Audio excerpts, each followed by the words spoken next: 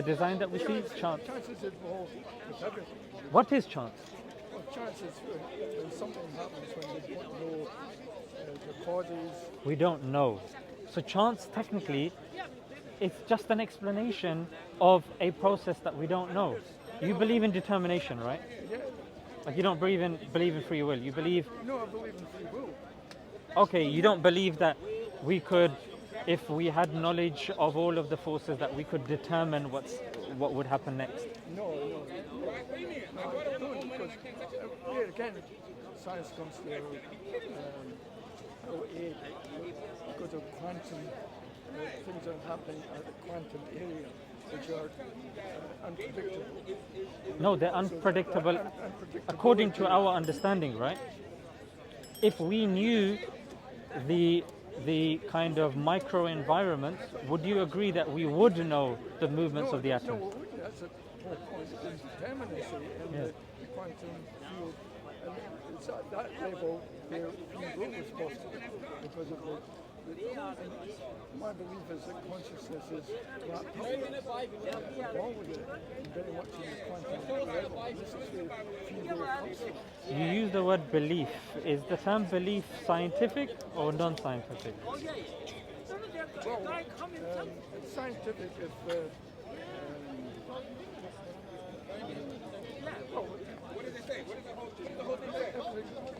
science is not absolute. There's always the possibility of fine-tuning or the possibility of finding a better explanation. And this is exactly the open-mindedness of science that religion tends not to have. Because religion will refer to the scriptures, refer to revelation, God telling them what to do with the thing. Religion ultimately refers back to an individual. Science ultimately refers back to an individual. They both go back to an individual. Religions tend to go back to the individual of God, not the human being type individual, the individual, the necessary existence that we term a God. In science, ultimately, it will go to a scientist's explanation, a scientist's research, a scientist's hypothesis of the universe. So ultimately, it goes back to an individual who has knowledge, and we rely on their testimony. So that goes into something else. But my question was more fundamental than that, which is that when you're talking about chance, firstly, what example would you give me of chance in our everyday life? Exactly, that's why I wanted to tell him. Well, the chance of They should lie, you hear that? starting to talk about it. I could never dictate that I've got a confirmation like this from karma. What if we knew the intent? You were told, and there was a scientist that was looking at the different variables governing me, variables governing you. Do you think that they would be able to tell you that I would be coming to you if they could tell the variables? No, obviously not. This is the whole point of science. Even though it's individuals that are coming up with this stuff, they're doing it objectively in such a way. This is what I think. What do you think? This is what I've discovered. Is this correct? If it's not correct, you can find out whether it's correct. That's the whole point of science. It's objective, and other people can come along and criticize. Do you believe it's subjective? I mean, you've done a PhD. I mean, I'm sure you're aware that, I mean, on the outside it's deemed as something objective, but it relies on a lot of subjective factors. Firstly, the people conducting the science, conducting the data, where they choose to gather the information, who is watching over them, who's funding, where the funding is coming from. So I would argue, as many people have, science may on paper be deemed as objective, however the way it's carried out is far from objective. Wouldn't you agree? Well, this is the point about all human beliefs. One of the things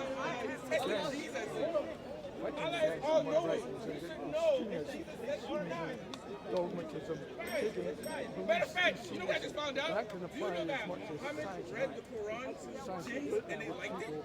That thought they had the answer and didn't have the answer. Absolutely. For instance, Lysenko or something, the Russian scientist that came up with the beliefs that since been refuted. Levchenko? One of these L's there. Science is open-minded. That's the whole point of science. It's moving forward. We're trying to focus on that. What you're doing is you're anthropomorphizing science. When science itself relies upon human beings, it relies on organizations to fund it, which ultimately places a question mark on science. Yes, science may endeavor to be as objective as possible. However, for example, I'm sure you're well aware that even the cigarettes initially, they were being promoted initially by scientists. I mean, Bernays himself, yeah, so scientists were used. Science can go wrong. Exactly, absolutely. Religion can never go wrong because it's all written down in the scripture. You can't argue against it. I mean, I would say that Islam is different to Christianity in the sense that Christians don't have access to the original text. So because they don't have, and no Christian in their right mind would claim to have access to the original. As Muslims, we do, because of. You don't. Look at the history of the Quran. The Quran was written in bits of paper. You know, the Prophet says something, somebody wrote it down, and then it was gathered together in Baghdad. What you were saying. When in Baghdad, when? History. I know that it's not a certain book to be. It definitely is. I'll tell you why. What you're referring to, Alistair, is it's a theory that it has been in the literature, but it's been long refuted after the dawn of not only manuscripts but carbon dating as well. So what you're referring to is that the Quran was compiled in the 9th century in Baghdad by somebody called Abdul Malik ibn Marwan.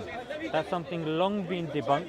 In fact, the status questionus at this moment in time is that you can schematically trace the Quran back to the time of Uthman and to the time of the Prophet Muhammad, peace be upon him. So that's in terms of schematics, yeah, and stemology. If we do it in terms of manuscripts, the earliest manuscript is currently the University of Birmingham, and is dated to the time of the Prophet, and it's been carbon dated by the University of Oxford. This is unique, Alistair, only to the Islamic religion. Judaism, Jews don't claim to have a manuscript dating to the time of Moses. Christians do not claim to have a manuscript dating to the time of Jesus. Nay, not even to the time of the authors of the Gospels. But in Quran we do. So that's evidence number one, Alistair. And evidence number two is the Quran is actually mass memorized from cover to cover, from the beginning till now, and we have chains of narration. This is something unheard of in the Old and New Testament. That's why there is a bit of a difference here, Alistair. So coming back to the chant. Also the most boring book ever written in human history. What is? That would be the criticism. The most boring book ever written. Repetitive. Which book? The Quran. What makes you say that, Alistair? That's common opinion. By who? Read what Thomas Carlyle says about it. Thomas Carlyle. Yeah. Thomas Carlyle struggled to read books. Of course he's going to find it boring. The thing is, Alistair, I mean, boring is not an academic argument. Yeah. If we are to stick true to objectivism and science and accurate facts, boring is something I can come along and I wouldn't say this, but I mean, boring is something I can flick through your book. I can say that's incredibly boring. But that would be presumptuous and disrespectful of me.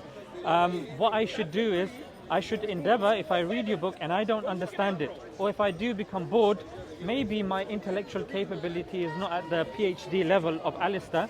Maybe I need to sit with him and find out where it's coming from. You know, even they're giving me a round of applause, you know.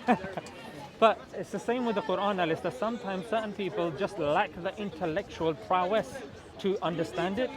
or the unbiased nature to read it, or they are just doing it with the backdrop of. I've got 4 copies of the Quran. No, all give it different interpretations in English. Okay, those 4 copies, yeah. Do any of those 4 copies differ when it comes to how many gods there are? So one God, right? All 4, yeah. Do all of them say that the final prophet is the Prophet Muhammad? Yes. Do all of them say that we should respect our parents, go for pilgrimage, don't lie, don't cheat, don't steal? Do all of them say that? They all say chop off the head of the unbeliever. Where does it say that? Wherever you find them. Well, more or less the same words. Chop off the hands. Okay, let's stick with your first example. What does it say with the verse before that? That when you see the non-believer, kill them. What does it say with the verse before that? Well, being a PhD, Alistair, I feel embarrassed to lecture you on this because you know about this more than me. However, if you just paired to one sentence before and one sentence after, that's all I ask. The sentence before tells you the context, which is war. And the sentence after says if someone is not fighting you, don't fight with them. As somebody that's academic, I'm sure you should look at the context. The context with you mentioned war. What do you expect people to do in war, Alistair?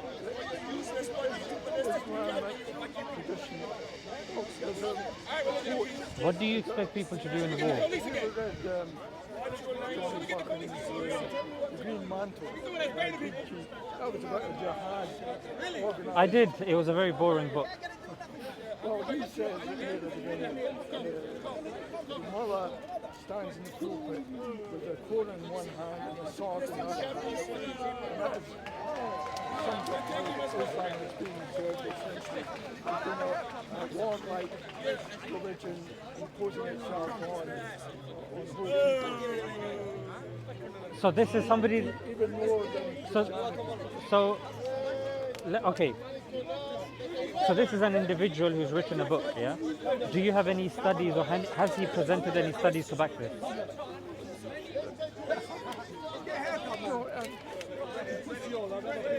Because look, Alistair, the point is, Alistair, you're somebody with a PhD. You know that when you're making a statement, merely appealing to authority is fallacious. Yeah. Now I'm asking for evidence. I will give you evidence. That's why I'm asking you for evidence. So when you state that Islam has been responsible for majority of the killings, I expect you as an academic to give me some academic backing. history of Islamic expansion to North Africa. Give me data. Dates are obvious. I mean, dates from Muhammad, the 7th century onwards, Islam has been aggressive. Why is it starting? Why is it starting? Bloodthirsty. Why has this? Firstly, Wiping out whole villages of Jews. That's historically accurate. am I correct to assume you don't have any study to back what you've just said, right? Well, this is what I've been reading in all the... Where can I check this reading of yours? What's on Islam? 19 books that I refer to. So this is another authority you're referring to, right? You've written, was it 5 books? If you're making certain claims and you're especially espousing certain moral truths, Alistair, with the utmost respect, it's very important for us to be as objective and as precise as possible. Yeah, I will give you a study and then you let me know what you think, because I pressed you for a study, you haven't given me one, you've just appealed to authority. There is a study that was done from the year 0 to 2008. It looked at all of the killings that were done in the name of religion and religious people. Yeah, it was a quantitative study. What the study concluded, and you can check the data, it's in a book called War and Peace. Yeah, that's where the study has been expounded upon and all the data is there for you to go and check. They concluded that at the top, number one, with a whopping 171 million deaths, was Christianity. Number two was not Christianity. Number three, not Christianity. Number two, not Islam. Number three, not Islam. Number four, not Islam. Number five, not Islam. Islam came at number 6 with 30 million. You compare 171 million with 30 million. My question is, how is it that anyone in their right mind, looking at the data, somebody that's come from an academic background, how on earth can they come to this conclusion? It's beyond me. Doing the study, what religion was the person doing this? You didn't tell me that with the author of the book. You told me before, or Carlyle. You didn't tell me about their details. You merely appealed to authority, you made the sweeping statement, and then you moved on. But when it comes to the study this is a study I've given you. Now you're very interested in the intricacies. Now this is something you can check. Yeah, you can check the book War and Peace, and then you can check the data in there. You can check the timings. In fact, I can show you. I've got the graphs with me right now. We can go over it, no problem. And I can give you a study that was done by CAIR and the University of California. Yeah, they did a joint study from 2008 to 2013. That $200 million have been spent trying to disparage the religion of Islam, and this has come from at least 72 quote-unquote organizations, such as the Henry Jackson Society and the likes. And these try to masquerade as think tanks. And this is where a lot of misinformation that you see will be coming out from. And I implore, of course, the viewers to check the data when it comes to, Muslims are doing this and Muslims are doing that, because Pape is somebody that's done an extensive study even on Iraq. And he said in his book, Dying to Win, it's pretty much all data in there. Yeah, Pape, Robert Pape. He said before the invasion of Iraq by the Americans or the Western countries, there was not a single suicide attack. The literacy was 90% plus. Thereafter, now the literacy is as low as 5%. Half of the population, because of the depleted uranium, are riddled with cancer. There was depleted uranium, but white phosphorus that burnt through the skin. Oh, I agree. Iraq should never be invaded by. No, but the example that I'm giving you is what the academic Karen Armstrong has expounded upon in her book. Where I find the whole attitude totally frightening. Because your attitude is Islam is the answer to everything. Yeah, I believe so. There we must end it. No, but you need to look. I don't have any answer to that. Look, as if you don't have an answer to that, and you're here, talking about your numerous books that have been written and talking about your accolades. It's a frightening thing. I mean, it's going to end up with a war of the West against Islam. No, but it's frightening that you are quoting passages of the Quran without looking at the verse before and after, expounding that we are told to kill people when the verse before clearly tells you it's in war, and the verse after says that if someone's not fighting you, don't fight back with them. But still, you are very confident that you're quoting a passage from the Quran, and you haven't apologized saying, you know what, I should have read more about this. I apologize for taking this verse out of context. But the thing, you're talking about the war, there's a passage mentions war as being a normal kind of thing. I didn't say war is a normal kind of thing. What I'm saying is if somebody fights with you, you fight back. You don't lie down like the Native Americans did, and then now they're taken over and being shunted to the corners of America where, people, use them every now and then as trophies. Well, Native Americans tried that. Where did it get them? The Africans tried that. They were enslaved for centuries.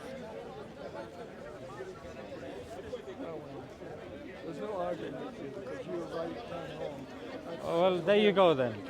Well, if that's your answer, when I'm bringing facts and you give ayahs, verses out of context, you don't bring studies, and then when I do the courtesy of bringing and educating you on this, despite having a PhD, you turn around and say, well, there's no winning, then Islam's going to do this. I mean, with all due respect, like, what are you doing here at Speaker's Corner then, if you can't hold a simple debate with somebody that is giving you context? You should be thanking me for educating you on this.